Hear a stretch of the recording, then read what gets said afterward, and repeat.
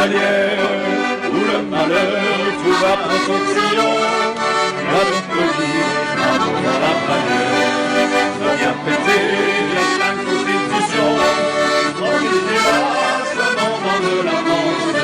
J'ai vu passer chez vous des jours d'amour, mais au foyer, aboli l'espérance. Et maintenant, je suis fier. Bien, alors, dans le séquençage, en règle générale, j'aime bien que dans la première saison, on va dire, on puisse intégrer à la fois le Piémont et Nice. Pas possible, on a commencé en décembre, hein, c'est ça qui l'explique un peu. Mais ce qui est important, c'est que vous ayez quand même ça à l'esprit. À ne pas penser que l'histoire de la Savoie, dans sa constitution, c'est les territoires qu'on a vus cette année, parce que l'histoire de la Savoie, elle est incompréhensible si on n'y intègre pas le Piémont. Alors, vous vous souvenez peut-être, hein, on a quand même évoqué le mariage entre Odon et Adélaïde de Suse. C'est ce qui a mis un pied, la maison de Savoie a mis un pied dans le Val de Suse à ce niveau-là. Mais bon, comment le Piémont est vraiment devenu savoyard, ça on le verra dans la saison 2. Et puis, il faut aussi qu'on voit comment Nice est devenu savoyard. Parce qu'il ne faut pas l'oublier, Nice devient savoyard au XIVe siècle et elle le sera jusqu'en 1860. Donc, ces deux éléments-là, c'est ce qui permet après de comprendre pourquoi est-ce que le comté devient un duché. Pour l'instant, ça veut dire que c'est pas si mal que ça. On finit ce soir avec la Tarentaise.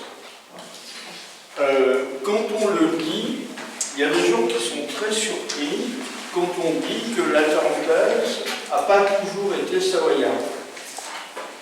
Les gens ne comprennent pas, ils se disent, mais elle n'a pas déménagé, quoi. Elle est bien au même endroit, oui. Mais quand on dit que la Tarentaise devient savoyarde, ça veut dire quoi? Ça veut dire que la Tarentaise, qui ne dépendait pas de la maison de Savoie, va devenir la Tarentaise qui dépend de la maison de Savoie. C'est ça que ça veut dire devient savoyarde. Alors, la Tarentaise, je dis vite parce que j'ai l'impression que c'est la 12683e fois que je le dis, elle est à part. Donc, pourquoi elle est à part? Il faut toujours... Alors, on laisse les Romains de côté, bon, bien qu'on soit quand même à l'époque romaine, la date que je vais vous donner, mais il y a une date par laquelle il faut commencer, c'est 420. 420, c'est quoi? C'est peut-être 21, 22, 23, peu importe. 420, c'est pour dire il y a 1600 ans. En 420, il y a sans doute l'arrivée du premier évêque en Tarentaise. Celui qu'on appelle dans les textes Jacques l'Assyrien. Assyrien, ça veut dire irakien dans la géographie d'aujourd'hui. Donc, 420, il y a un évêque, et étant donné que Darantasia, c'est une cité au sens des Romains, c'est la cité des Alpes grecques, donc selon la logique de l'époque, l'évêque s'installe dans la cité. S'il était arrivé un siècle et demi ou 2 siècles plus tôt, il se serait installé à Axima. Et la cathédrale serait à Axima. Mais il se trouve que Darantasia était devenue la cité, donc l'évêque s'installe ici, et depuis 1600 ans, on a une cathédrale ici. D'ailleurs, le diocèse, il a gardé son nom, puisqu'on dit le diocèse de Tarentaise, dans les textes latins, c'est Darantasia. Bon, ça c'est la première chose. Après, deuxième chose, en 794, l'évêque de Darantasia devient archevêque. Ça veut dire quoi? Ça veut dire que dans la hiérarchie de l'Église, il monte d'un cran. Il monte d'un cran, il y a les évêques et au-dessus d'eux, il y a les archevêques. Alors, un archevêque, ça sert à quoi? C'est quelqu'un qui fait le lien. Il fait le lien entre l'évêque de Rome, le pape, et les évêques de sa province. L'Église, elle s'est organisée de la manière suivante. Elle a créé des diocèses. Et comme c'était un peu compliqué et qu'il y a eu beaucoup de diocèses, on a regroupé les diocèses en provinces. Un peu comme, on pourrait comparer de cette manière-là. On a des départements. Les départements, c'est plus simple. Je ne sais pas si c'est plus simple, mais en tout cas, on a choisi de dire que les départements sont regroupés dans des régions. Donc, une province ecclésiastique, c'est un peu comme une région. Et de la même manière qu'il y a un préfet de région, il y a un archevêque qui est à la fois évêque d'un diocèse et archevêque pour toute la province. Donc, en 794, il y a l'évêque qui s'appelait Teutran, qui devient archevêque. Alors, ce qui est bizarre pour nous, qui est-ce qui le fait archevêque? C'est Charlemagne. Alors, vous allez dire, normalement, ça devrait être le pape. Mais comme Charlemagne partait du principe que le pape était à son service et qu'il était un aussi bon pape que le pape, il ne s'est pas gêné pour nommer des ecclésiastiques pour réorganiser l'Église. Et ça se passe à Francfort, dans l'Allemagne d'aujourd'hui. Et donc, il met l'effort quand même, il demande à l'évêque de Tarentaise d'aller voir le pape. Donc, il voyageait même, ça veut dire qu'il était basé à Moutier. Il est parti en Allemagne, et là, on lui demande d'aller à Rome pour que le pape confirme la nomination faite par Charlemagne. Et on est en 794. Alors, pourquoi est-ce que Charlemagne est allé se mêler de cette histoire? C'est tout simplement, il faut toujours revenir un peu à la charnière. La famille de Charlemagne, ça ne remonte pas très loin, ça remonte à son père, elle a acquis un titre, elle est la famille qui a le titre de roi des Francs. Fameuse histoire, je pense que ça réveille quelques souvenirs, les rois fainéants, qui à force de rien faire se font dominer par les maires du palais, et parmi les maires du palais, il y a donc les Carolingiens. Et donc ils sont rois des Francs, et à un moment donné, ils deviennent aussi rois des Lombards. C'est pour ça, vous voyez, qu'il y a l'idée de l'Empire. Ça veut dire qu'ils ont une puissance des deux côtés des Alpes, et leur puissance, c'est non seulement une partie de ce qui est la France d'aujourd'hui, mais c'est également toute l'Allemagne d'aujourd'hui. Et puis c'est tout le nord de l'Italie jusqu'aux États du Pape. Donc, ça c'est une constante dans l'histoire. À chaque fois que vous avez, un empire, quelque chose qui est au-dessus des Alpes, les Alpes, ça devient la charnière. Si vous êtes roi des Francs et roi des Lombards, il faut que ça circule entre ce qui va devenir la France et ce qui va devenir le nord de l'Italie. Donc, la problématique des cols devient très importante. Alors, la province qui est créée, la province de Tarentaise, vous avez des cartes sur le livret à la page 15. Donc, la première carte, tout ce qui est en jaune, c'était la province de Vienne. La province de Vienne, vous voyez que c'était, on pourrait presque dire, la région Rhône-Alpes, pas la région Auvergne-Rhône-Alpes d'aujourd'hui, mais la province Rhône-Alpes a une différence de détail, c'est que Lyon n'est pas dans la province de Vienne. Et que fait Charlemagne? Il crée à l'intérieur de la province de Vienne une province d'Arantasia. Et c'est sur la deuxième carte, c'est ce qui est en vert. Donc ça veut dire que sous l'autorité de l'évêque de Tarantasia, il regroupe la Tarentaise, le Val d'Ost, le Valais et la Maurienne. 4 diocèses. Et ces 4 diocèses, si j'ai l'impression que ça fait 10 000 fois que je dis ça, vous avez tous les grands cols alpins dans ces diocèses. C'est-à-dire que si vous avez le Valais et le Val d'Ost, vous avez le Grand Saint-Bernard qui permet de passer de l'un à l'autre. Si vous avez le Val d'Ost et la Tarentaise, vous avez le Petit Saint-Bernard. Si vous avez la Maurienne, sachant qu'à cette époque, ce qu'on appelle le diocèse de Maurienne, c'est pas la vallée de l'Arc, mais c'est la vallée de l'Arc, plus la vallée de Suse, plus la Haute-Durance. Donc, ça veut dire que dans le diocèse même de Maurienne, vous avez le col du Mont-Cenis. Alors, à cette époque, si vous faites le distinguo, ce n'est pas le col du Mont-Cenis qu'on connaît, ou qu'on a connu avant de passer sous le tunnel, mais c'est ce qu'on appelle le petit Mont-Cenis. Donc, on y accédait en montant un peu moins haut.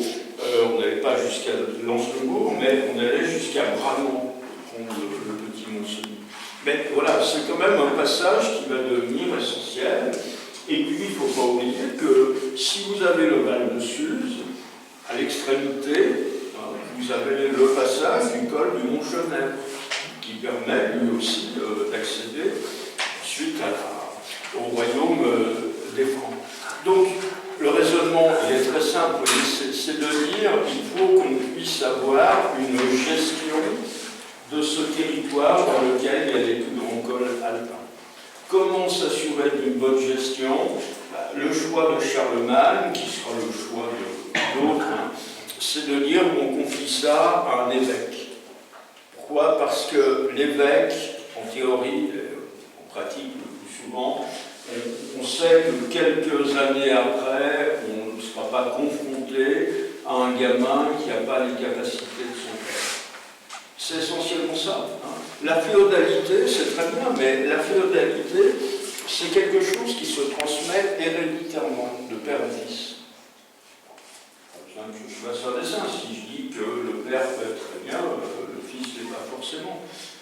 Un archevêque, on nomme le meilleur archevêque possible. Le jour où il meurt, on fait en sorte d'en renommer un autre qui soit lui aussi le meilleur archevêque possible.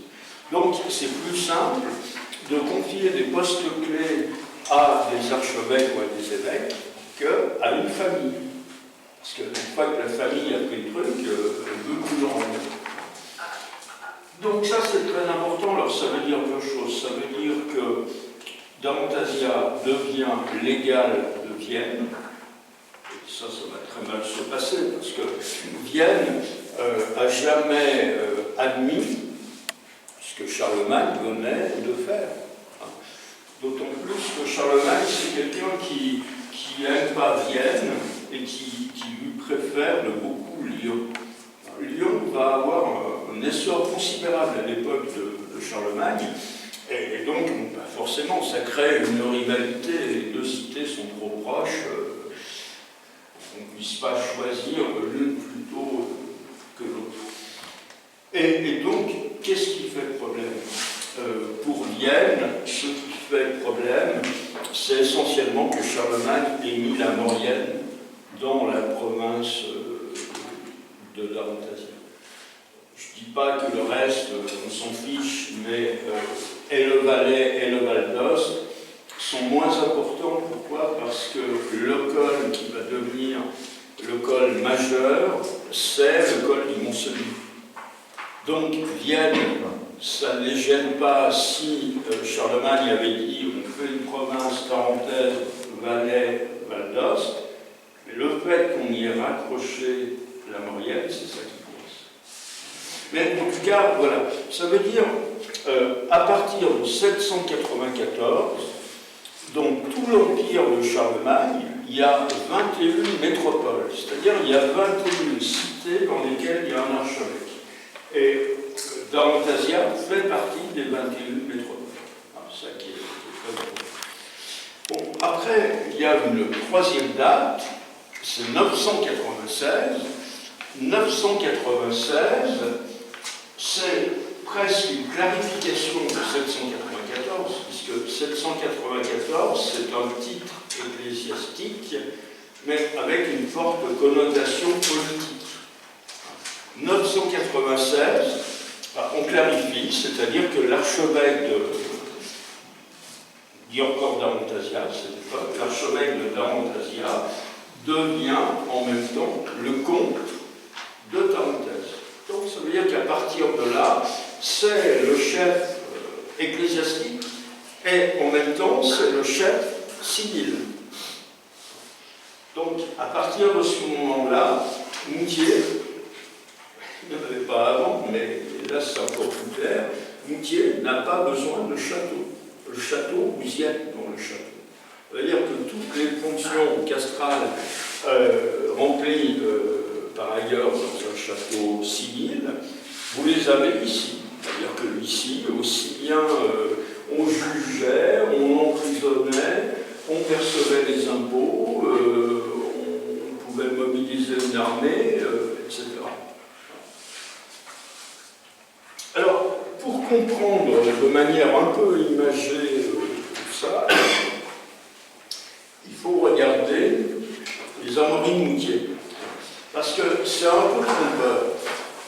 Les armoiries de Moutier, elles ne racontent pas l'histoire de Moutier. Les armoiries de Moutier, bon, on peut dire qu'à un moment donné, la ville de Moutier a piqué les armoiries qui sont celles des archevêques. Les armoiries actuelles de la Tarentaise, c'est l'aigle d'argent sur un fond de gueule, c'est-à-dire l'aigle blanc sur un fond qui brille. Ça, c'est les armoiries des Briançons, qui sont devenues les armoiries de la Tarentaise. Mais les armoiries des archevêques, ce sont celles qui sont devenues les armoiries de Moutier. Alors, avant qu'il y ait les armoiries, il y avait une version qui était celle du sceau. Le sceau, en plomb, en cire, en tout ce que vous voulez, qui était la manière pour un archevêque d'authentifier un parchemin. Donc, le plus ancien sceau qu'on a dans cette maison, je vous compte comme ça, c'est plus facile. Donc, avant que les armoiries existent, le sceau des archevêques de Tarentaise, c'était 2 clés, et qu'on retrouve dans les armoiries. Alors, c'était encore plus fort, d'ailleurs, il devait y avoir des super serveurs liés, parce que dans les armoiries actuelles, c'est 2 clés qui sont liées ensemble avec un cordon. Là, ils réussissaient à l'époque à faire 2 clés qui étaient emboîtées l'une dans l'autre, comme si elles avaient été fabriquées. Donc, pourquoi ces 2 clés? Il y a une première raison, c'est le diocèse, le saint patron du diocèse, il s'appelle Pierre. Donc, Saint-Pierre, quand on voit une statue de Saint-Pierre, il tient à la main 2 clés. C'est le symbole de son pouvoir parmi les apôtres. Et donc, ce sceau, donc celui-là, il est de 1278, c'est le plus vieux qu'on ait conservé. Donc ça va évoluer comme ça. C'est un peu fantaisiste, ça c'était des chafardons qui n'avaient pas ça. Alors, d'abord, quand on lit des armoiries, on profite, on fait un peu d'héraldique, ça permet de lire en société, vous pensez bien à les lire à l'envers. C'est-à-dire que les armoiries, ce n'est pas fait pour celui qui regarde, mais c'est fait pour celui, il n'y a pas de poignée, mais c'est fait pour celui qui la tient. Il ne faut pas oublier qu'une armoirie, au départ, c'est un bouclier. Alors, ça veut dire quoi? Ça veut dire que pour vous qui regardez, ça c'est la gauche. Mais sur les armoiries, ça c'est la droite. Parce que je tiens l'armoirie de ma main droite. Donc ça c'est le côté droit et ça c'est le côté gauche. Ok? Alors, une fois que vous avez admis ça, il faut admettre une deuxième chose, c'est que les droitiers, c'est mieux que les gauchers. Ouais, j'ai la moitié de la salle qui commence c'est-à-dire, ça y est, délire. Ça veut dire aussi, et ça c'est dur à dire en période électorale, hein, que la droite c'est mieux que la gauche. Alors ça veut dire quoi? Ça veut dire que quand une armoirie est coupée en deux, il y a une partie qui est plus importante que l'autre. Donc ça veut dire que cette partie-là, elle est plus importante que celle-là. Et ça vous permettra en plus de comprendre pourquoi on dit toujours, ben c'est bizarre, Moutier, c'est à l'inverse de Genève. Alors, la partie importante, c'est ça. Donc, c'est deux clés.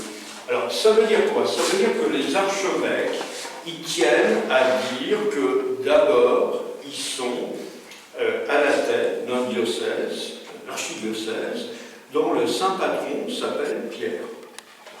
On retrouve l'élément de base des sceaux. Mais au Moyen-Âge, les deux clés, elles vont prendre une autre signification. C'est qu'on va dire, quand il y a deux clés, c'est que celui qui les tient, il a deux pouvoirs. Et on lit localement de cette manière-là, mais ça se fait ailleurs, en disant, il y a le pouvoir, c'est le pouvoir spirituel, il est archevêque, mais il y a une autre clé parce qu'il est comte. Donc il y a le pouvoir spirituel et le pouvoir temporel. Et c'est ce qu'on met dans la partie la plus noble. Et de l'autre côté, alors on a un élément qu'on appelle un élément parti. Ça veut dire qu'il est coupé en deux. Il est coupé en deux. Et comment on le lit? Donc on lit ça en granit en disant d'or. D'or, c'est la couleur jaune. À l'aigle de sable, sable en héraldique, c'est la couleur noire. Et cet aigle de sable, on va dire qu'il est béqué, lampassé et armé de gueules. Ça veut dire que le bec, la langue, lampassée, armée, les griffes, sont de couleur rouge. Donc ça, c'est quoi? C'est le Saint-Empire romain germanique. On n'a pas une date précise, mais c'est la quatrième chose. Alors, on a dit un évêque, 2 qui devient archevêque, 3 qui devient comte, et 4, pas une date précise, mais qui au fil du temps va être défini comme prince du Saint-Empire romain germanique. Donc, le fait qu'on ait l'aigle impérial, ça rappelle justement que les archevêques de Tarentaise sont princes d'empire. Mais vous voyez, ils mettent une hiérarchie, ils disent qu'il vaut mieux être chef chez soi que prince d'un truc assez lointain. Donc, ça peut paraître contradictoire, mais pour eux, c'était plus important d'être comte de Tarentaise que d'être prince du Saint-Empire. Et Genève, c'est l'inverse. Pour dire quoi? Pour dire que à Genève, dans la partie la plus noble, c'est l'aigle. Donc ça veut dire que Genève est plus en dépendance du Saint-Empire. Et Genève, il n'y a qu'une clé. Le fait qu'il n'y ait qu'une clé, ça veut dire que l'évêque de Genève, il a le pouvoir spirituel, mais il dépend de l'empereur pour le pouvoir temporel. Vous voyez? Donc ça nous raconte un peu toute l'histoire du diocèse, à la fois donc un double titre spirituel et temporel, et puis quand même une dépendance du Saint-Empire. Alors, pourquoi c'est compliqué la Tarentaise? Au moins pour 3 raisons. Quand on compare avec ce qu'on a vu jusqu'à maintenant, comment on peut mettre la main sur un territoire qui s'appelle la Tarentaise? On a vu que dans certains cas, on a fait la guerre. Par exemple, le Faucigny. Le Faucigny, c'est des guerres entre la Maison de Savoie et le Dauphiné, et ensuite entre la Maison de Savoie et la France. Est-ce qu'on peut faire la guerre à la Tarentaise? Oui, on peut tout faire, mais c'est beaucoup plus compliqué. Pourquoi? Parce que si vous attaquez la Tarentaise, ça veut dire que vous attaquez un prince de l'Église, et aujourd'hui, bon, ça ferait peur à personne, mais il y a un risque, c'est d'être excommunié. Et être excommunié, ça voulait dire être complètement mis au banc dans la société.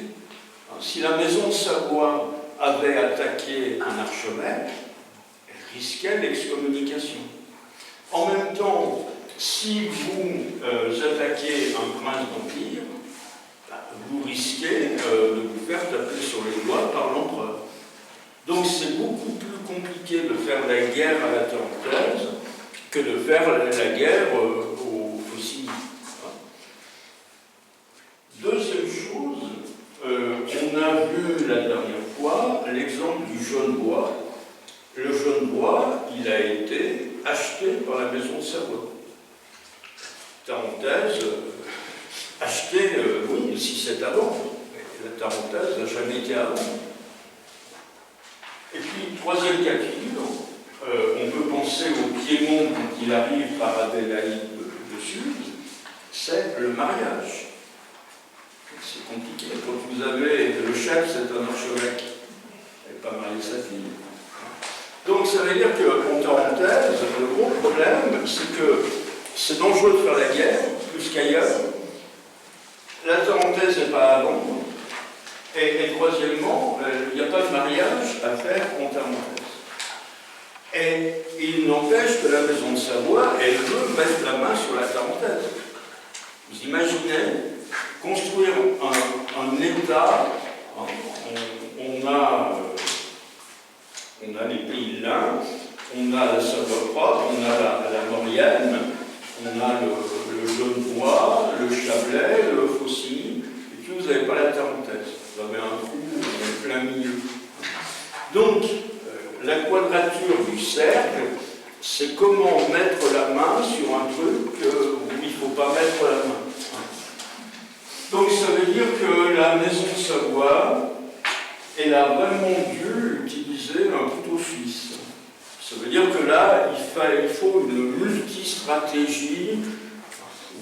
Oui, tiens, on pourrait dire par rapport aux artisans locaux, il faut être multiservice. Il faut être multiservice pour que ça fonctionne.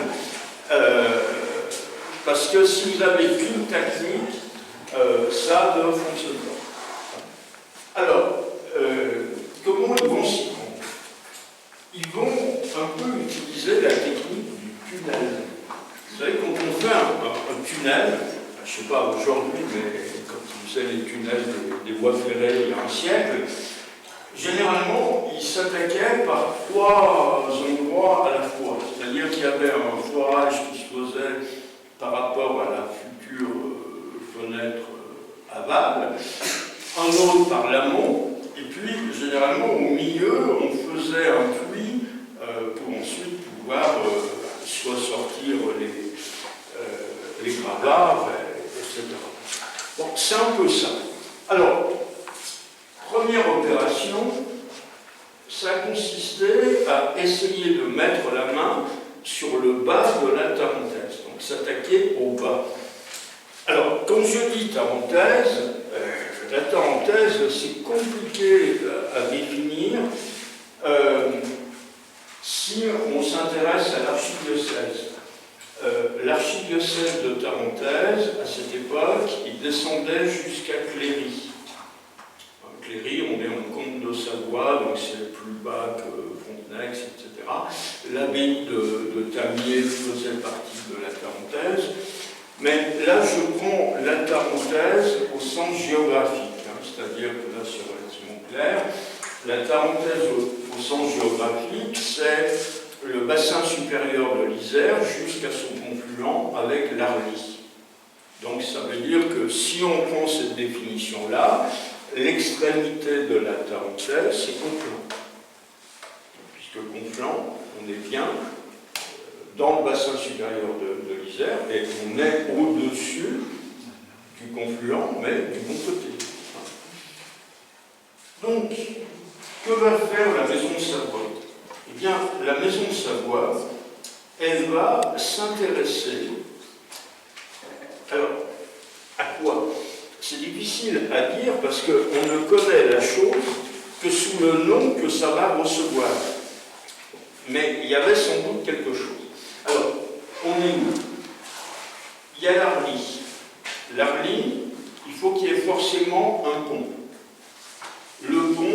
c'est à peu près où il était, jusque presque deuxième moitié 19e. Il traversait l'Arly un peu plus haut que le pont d'aujourd'hui. Si vous repérez, si vous savez où se trouve à Albertville la rue du Bugeaud, par contre vous connaissez mieux l'hôtel Millon, je suppose. Voilà. Donc quand vous êtes devant l'hôtel Millon, il y a une petite rue qui va en direction de l'Arly. Le pont il était à ce niveau-là. Alors pourquoi un pont si haut par rapport à là où on traverse aujourd'hui? C'est parce que l'Arly était ce qu'on appelait une rivière en tresse. Une rivière en tresse, ça veut dire qu'au niveau du confluent, c'était pas comme aujourd'hui. Aujourd'hui, l'Arly, il est endigué. Autrefois, c'était une sorte de grande plaine marécageuse et il y avait plusieurs bras.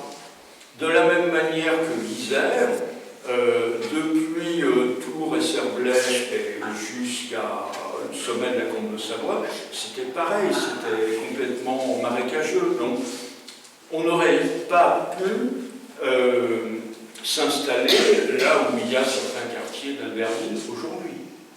Il y aurait eu les pieds dans l'eau quasiment en permanence. Donc là, il y avait un pont. Et ce pont, il existait sans doute depuis les Romains. Et peut-être avant, parce qu'il fallait bien traverser. Et pas 36 000 solutions. Quand on traversait l'Isère, le seul pont qui existait, c'était le pont de Montmélian. Donc, il y avait deux solutions. C'est soit vous restiez en rive gauche de l'Isère, et à ce moment-là, vous passiez par ce qu'on appelait le pays des Montmailleurs, c'est-à-dire entre le Val-Poisin et le Val-Gelon. C'est pas mal si vous voulez aller en Maurienne. Et si vous voulez venir en Tarentaise, vous êtes obligé de circuler en rive droite de l'Isère. Donc, pont à Montmélian, puis en gros, Saint-Pierre-d'Avigny, Grésy, etc. Pourquoi est-ce que tous ces villages ne sont pas dans la plaine? C'est parce que la plaine, elle était trop marécageuse. Saint-Pierre-d'Avigny, quand vous êtes sur la route nationale d'aujourd'hui, pour aller à Saint-Pierre-d'Avigny même, il faut monter. Grésy, il faut monter. On avait mis ces villages à la bonne hauteur. Et on arrivait comme ça, on va dire, sous Palu, peut-être même à Palu même. Et là, il y avait un pont. Alors, la question c'est, par rapport à ce pont, qu'est-ce qui existait? Est-ce qu'il y avait déjà un village? Peut-être. À l'époque des Romains, on sait qu'il y avait une station, c'est-à-dire un endroit où il y avait un péage qui s'appelait Ad Publicanos, chez le publicain. Et on n'a jamais bien su où ça se trouvait. Peut-être que ça se trouvait là. En tout cas, que va faire la Maison de Savoie? Elle va développer un bourg. Elle va développer un bourg, et ce bourg, on va lui donner un nom, on va l'appeler l'hôpital. Pourquoi est-ce qu'on l'appelle l'hôpital? C'est tout simplement parce qu'on y installe des religieux, qu'on appelle des hospitaliers. Hospitalier, le nom complet, hospitalier de Saint-Jean de Jérusalem. Donc c'était qui ces religieux? C'était un ordre qui se répartissait dans une grande partie de l'Europe et qui allait jusqu'en Terre Sainte, de manière à ce que les pèlerins puissent trouver refuge, en gros, toutes les journées de marche. Donc, ils installent des religieux de Saint-Jean l'Hospitalier, et le bourg qui naît, qui se développe, on l'appelle l'hôpital. Ils donnent à ceux qui y habitent des franchises. Donc, des franchises, ça veut dire quoi? Ça veut dire que ceux qui habitent là ont moins d'impôts à payer que ceux qui habitent ailleurs. Alors, c'est jamais un cadeau, hein, quand on vous dit qu'il y a moins d'impôts à payer, ça veut simplement dire qu'on attend en retour quelque chose de vous. Et qu'est-ce qu'on attend de vous? On attend de la fidélité. Donc ça veut dire on vous place là et vous allez être fidèle. fidèle au comte de Savoie, et vous serez prêt à le défendre et à défendre ses intérêts. Donc, le nom complet qu'on trouve dans les textes anciens, c'est Villefranche. Villefranche, c'est-à-dire, ville c'est peut-être un grand mot, mais cité affranchie de l'hôpital. Villefranche de l'hôpital. Des franchises et des hospitaliers. Ça veut dire quoi? Ça veut dire que la maison Savoie, elle s'assure la rive droite de la rive. Oui, rive droite. C'est-à-dire, une rivière, c'est pas compliqué. Moi, c'est comme ça que je marche, comme j'ai des gros problèmes de latéralisation. Une rivière, c'est toujours dans le sens où elle coule, et la main droite, c'est la main qu'on écrit. Donc, je sais que la Villefranche de l'hôpital, c'est en rive droite. Conflans est en rive gauche de la rive. Donc, vous avez un pont qui est compliqué, parce que ça veut dire qu'un côté du pont appartient à la Villefranche de l'hôpital, et sous-entendu, ça appartient au comte de Savoie, et l'autre côté du pont, sous Conflans, il appartient à l'archevêque comte de Tarentaise. Donc, c'est demi-mesure. Alors, là où ça va être que du bénéfice pour la maison de Savoie, c'est qu'à Conflans, il y a une famille qui s'appelle les seigneurs de Conflans. Et à peu près dans le même temps, c'est-à-dire au XIIIe siècle en gros, dans cette famille, il va y avoir une scission assez importante entre deux frères qui ne s'entendent plus et qui vont en venir à se partager Conflans. C'est-à-dire qu'il y en a un qui s'installe au sommet de Conflans, il y en a un qui s'installe en bas, et c'est un couteau tiré, au point qu'ils arrivent à couper en deux la cité, et ils ont poussé le vice jusqu'à mettre une frontière, donc symbolique, mais une frontière qui traversait l'église. C'est-à-dire que le cœur de l'église, c'était le haut, et la nef, c'était le bas. Alors, le frère du haut est resté fidèle à l'archevêque, et le frère du bas, il est devenu l'allié de la maison de Savoie. Donc, ça veut dire que quand vous alliez à la messe, le prêtre qui était dans le chœur, il était sur le territoire de l'archevêque, le sauf, mais les fidèles qui étaient dans la nef étaient sur le territoire des comtes de Savoie. Bon, après, la manœuvre, c'est quoi? Ben, la manœuvre, c'est de faire en sorte que le frère du bas l'emporte sur le frère du haut. C'est-à-dire que celui qui est l'allié de la maison de Savoie l'emporte sur celui qui est l'allié des archevêques. Donc, Conflans, par ce jeu un peu pervers joué par la maison de Savoie, Conflans va échapper aux archevêques. Et ça va se traduire par une chose, c'est que les archevêques n'ayant plus Conflans, il faut qu'ils construisent une sorte de porte en amont. Et c'est à ce moment-là qu'ils vont faire construire ce que les textes les plus anciens appellent une bastille. Et comme cette bastille, elle se trouve au-dessus d'un petit village qui s'appelle Saint-Didier, ça va devenir la bastille de Saint-Didier. Sachant que Saint-Didier, c'est un petit village parce que le gros village, il est au-dessus, c'est Biorge. Et Biorge est tenu par les Duvergers. Les fameux Duvergers qu'on va retrouver un peu partout, mais qui ont encore une belle demeure à Moutier. Leur premier titre, ils sont seigneurs de Biorge. Et a priori, il y a un jeu de chaises musicales, c'est-à-dire que les Duvergers seigneurs de Biorge traversent l'Isère. C'est là où ils vont s'installer en plusieurs branches, en gros entre Esserblay et Saint-Paul, entre Blay et Saint-Paul, hein, Et il laisse la rive droite de l'Isère aux archevêques qui peuvent faire construire la Bastille de Saint-Didier. Et la Bastille, bon, ben, vous voyez comment après, par déformation, ça va donner la bâtie. Et le fait que ce soit une Bastille, ça vous permet de savoir que sur le A, il faut mettre un accent circonflexe. C'est le S qui est disparu. Donc, les archevêques sont obligés de rotuler. Le territoire temporel des archevêques, c'est comme si on disait, la porte, maintenant, c'est la bâtie, c'est plus Conflans. Alors, pourquoi c'est essentiel pour la maison de Savoie d'avoir Conflans? Ça permet de contrôler complètement le pont. Donc, contrôler un pont, c'est lucratif. Ça veut dire que si vous taxez les marchandises, vous taxez aussi bien les marchandises qui vont monter que les marchandises qui descendent.